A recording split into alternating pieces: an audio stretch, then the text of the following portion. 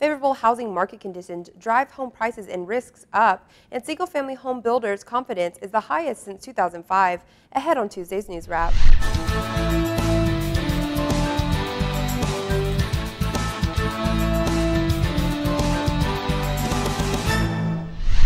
Home prices are being driven up quicker than income by low mortgage rates, an improving labor market, and loose credit standards, but some believe this is not a substantial approach to home ownership.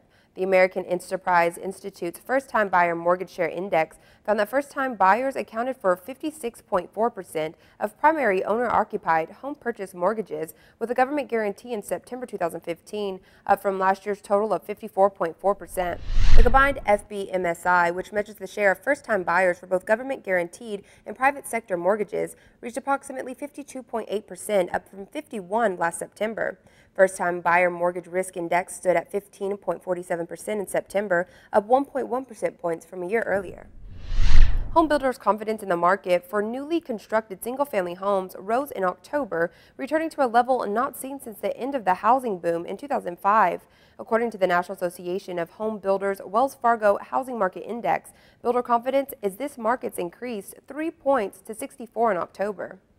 You can check out these stories on latest happenings in the industry right here on our site. Thanks for joining us. We'll see you again on Wednesday here at the MReport.com, your source for the latest news and strategies in the evolving mortgage market.